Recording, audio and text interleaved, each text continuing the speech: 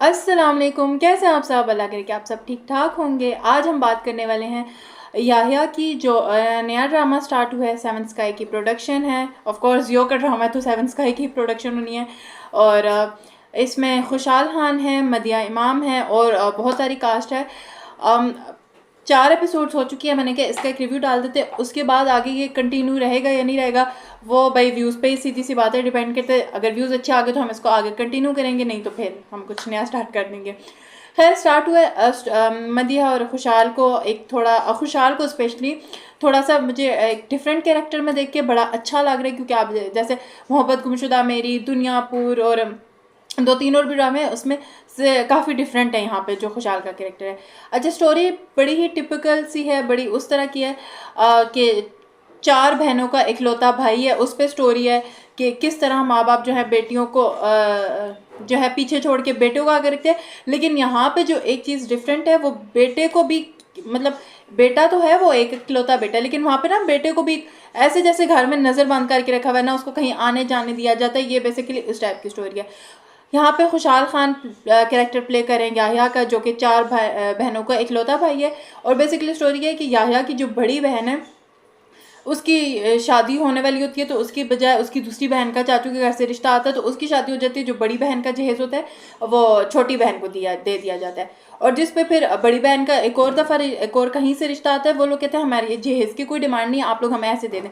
जिस पे दादी कहती है नहीं नहीं, हम मेरा बेटा कैसे इसकी शादी कर पाएगा, पैसे नहीं है। पहले बेसिकली मुझे तो यही नहीं समझ आया, जब अगले जो उस लड़की के ससुराल वाले वो कह रहे हैं कि हमें कोई जहेज़ और कुछ इस तरह की चीज़ कुछ भी नहीं चाहिए, फिर दादी ने उसकी शादी क्यों नहीं करके दी? दादी उस चीज़ में क्यों आई और अम्मा लोगों ने उस चीज़ पे क्यों नहीं कोई एक्शन किया कि बेटी की शादी करके दें? और दूसरी बात यह कि जो बेटी है अब वो उसकी एज, उसके छोटी बहन की शादी होगी, बड़ी बहन की शादी नहीं। अब जो बड़ी बहन है उसके लिए इस तरह रिश्ते आ रहे हैं जिनकी कोई डाइवोर्स ही होता है, जिसकी कोई बीवी वगैरह मर गई होती है, बहुत बड़ी एज के उसके लिए रिश्ते आ रहे हैं। और जो बहन है ना उसको अब अपने भाई से मसला है। जो बड़ी बहन है याहिया से उसको प्रॉब्लम होती है कि जब से याहिया पैदा होता है उसको जो फ्लैशबैक्स भी दिखाते हैं कि जब बेटा पैदा होता है बेटी जाके अम्मा से कहती है अम्मा मुझे काम करवा दे। वो कहती नहीं नहीं तुम भाई का ख्याल रखो।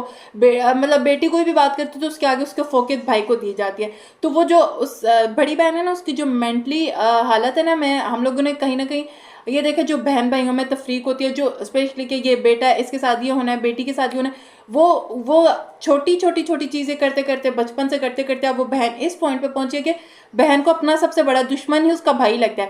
हालांकि बहन ये नहीं देख रही कि भाई के साथ खुद कुछ अच्छा नहीं हो रहा, लेकिन माँ बाप ने बहन को उस स्टेज पे ला के खड़ा कर दिया कि बहन को लगता है भाई मेरे साथ तो मेरा भाई ही गलत है।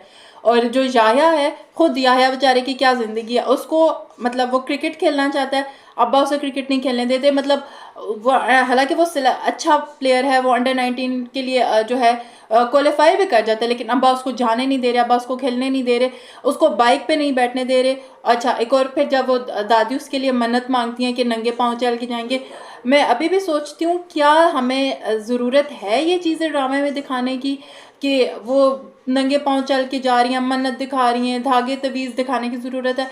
बट ऑनेस्टली मैं बताऊँ कहीं ना कहीं मैं अभी भी अपने आसपास ये चीज़ें देखती हूँ। मैं ड्रामे में देखती हूँ तो मैं कहती हूँ यार हम क्यों नहीं आगे बढ़ पा रहे।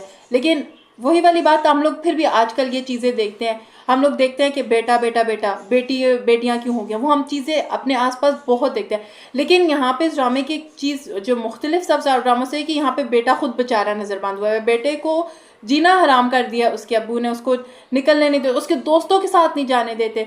अब वहाँ से थोड़ा सा मैं उसके जो अब्बू का प्रॉब्लम है वो नहीं समझ पाती कि उसके अब्बू को क्या है, ये जाएगा उसको बाइक नहीं लेके देते, ठीक है नहीं लेके दी, चलो नहीं लेके दी, उसको उसके दोस्तों के साथ नहीं जाने देते, उसको घर में उसको चोट लगी है, वो क्रिकेट खेल के आया, अब्बू ने उसको दवाई नहीं लगाने दी कि ये लड़का है, लड़कों को दर्द नहीं होता। ये हम लोग ऐसी चीज़ें, कोई अगर लड़का रो रहा है, नहीं जी लड़के रो नहीं सकते, ये हम चीज़ें जो हम आई थिंक हमें थोड़ा इन चीज़ों से निकलना चाहिए। भाई सब इंसान है, लड़का हो लड़की हो, हर किसी को दर्द होता है, हर कोई रो सकता है, तो हमें इन चीज़ों से निकलना चाहिए। जो मदिया इमाम का कैरेक्टर है वो इनकी नेबर होती है और वो जो है इनके साथ रहती है। और मदिया इमाम जो है मिली, आई थिंक उनके कैरेक्टर का नाम है, वो याहिया को पसंद करती है। अब जो मिली की अम्मा है उनका ये है कि ये 4 बहनों का इकलौता भाई है, वहाँ पे पूरा जंजाल पूरा है, मैं तुम्हें वहाँ कैसे भेज दूँ, ये वो, तुम इकलौती हो, तुम अपनी बात मनवाने की आदि हो, तो तुम वहाँ जाके कैसे एडजस्ट कर पाओगी। तो वो देखना अब थोड़ा होगा कि वो किस तरह से इनकी शादी होनी है। आगे से क्या बात होनी है, याया की शादी का, तो याया के घर वालों को तो कोई प्लान उनका है कि पहले बड़ी बहन की शादी हो जाए, फिर उसके बाद करते हैं। खैर अभी तक तो ये स्टोरी जा रही है। ऑनेस्टली पहली 2 एपिसोड जो थी मुझे देखते हुए मज़ा आ रहा था, लेकिन जो तीसरी चौथी एपिसोड थी ना, मुझे लग रहा था ख़त्म क्यों नहीं हो रही, ख़त्म क्यों नहीं हो रही।